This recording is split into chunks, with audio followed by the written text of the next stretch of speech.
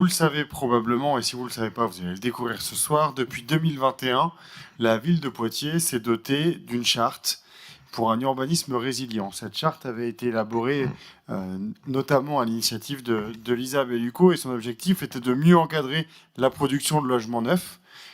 Mieux encadrer parce que, mine de rien, quoi qu'on pense de la construction, on en a besoin pour garantir à la fois du logement abordable et la pérennité des parcours résidentiels des habitantes et des habitants de Grand Poitiers. On en a besoin, mais pas n'importe où, pas n'importe comment, et l'objectif de cette charte était de pouvoir produire ces logements avec une ambition la plus forte possible en matière de transition écologique.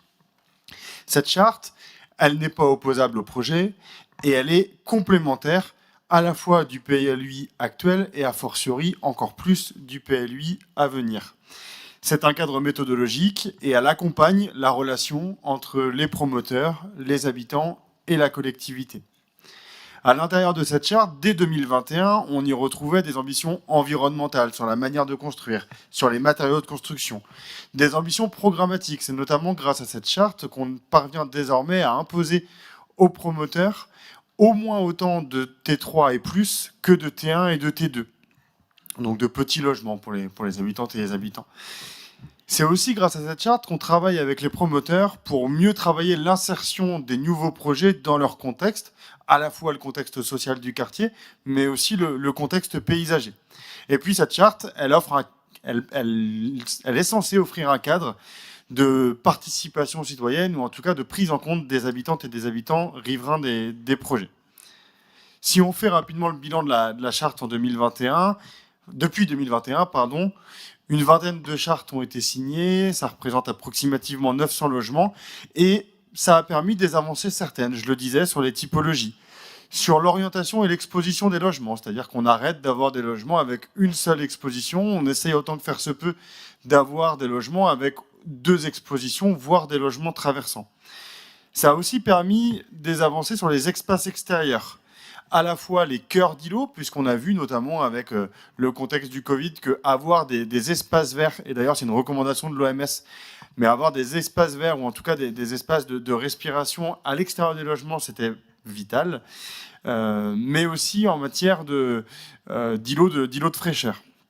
Et puis des avancées aussi sur le stationnement du vélo au sein des nouvelles résidences. Ces projets, pour autant, ils sont insuffisants et surtout hétérogènes. J'ai salué le renfort des cœurs d'îlots. Pour autant, l'insertion paysagère et la prise en compte de la biodiversité, même si elle tend à s'améliorer, on voit de plus en plus des partenariats locaux avec la LPO ou avec Vienne Nature, mais pour autant, l'insertion paysagère et la prise en compte de la biodiversité peut s'améliorer. Le fait de penser les bâtiments de manière bioclimatique, c'est-à-dire qu'on va penser la performance du bâtiment, la climatisation, voire le chauffage dès la conception du bâtiment sans renfort énergétique, là aussi, on pourrait s'améliorer. Des efforts architecturaux pourraient être faits, et puis le traitement des stationnements, même s'il y a des règles liées au PLUI, là aussi pourrait être mieux traité, à minima en sous-sol, voire en insertion paysagère. Et puis le plus gros problème de cette application, non pas de la charte, mais de cette application de la charte version 1, c'est que souvent on a pu voir des projets qui traitaient une thématique, mais pas l'ensemble des thématiques. On a pu voir que la concertation avec les riverains était quasiment tout le temps insuffisante. Et puis l'intégration des énergies renouvelables, qu'elles soient thermiques ou électriques, l'utilisation de matériaux bio et géosourcés, le soutien aux filières locales, là aussi, pouvait largement être amélioré, malgré un contexte économique qu'il faut prendre en compte et des bilans à tenir pour les opérateurs dans le contexte que nous connaissons tous.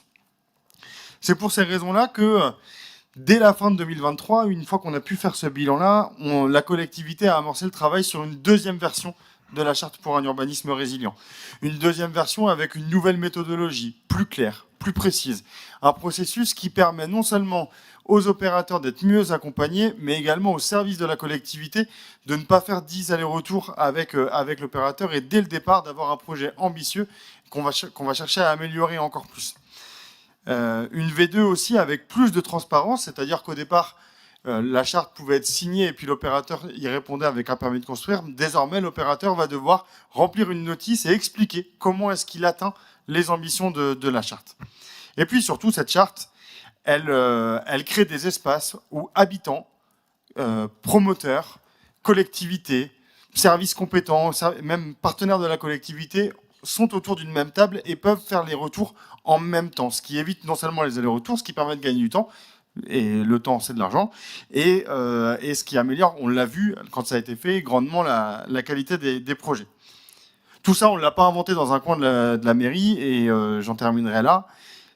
Je tiens à saluer à la fois l'implication des services de la collectivité, parce qu'on leur en a demandé beaucoup dans la rédaction de cette nouvelle version de la charte, mais aussi l'implication des habitantes et des habitants via les comités de quartier, via les conseils citoyens, via les associations compétentes. Et puis, comme ça avait été le cas précédemment, l'implication des professionnels du secteur, les architectes, les promoteurs, les économistes du bâtiment, etc., qui ont toutes et tous apporté leur pierre à l'édifice pour avoir une charte qui, je le crois, est de qualité, est ambitieuse et dont les objectifs sont partagés par toutes et tous.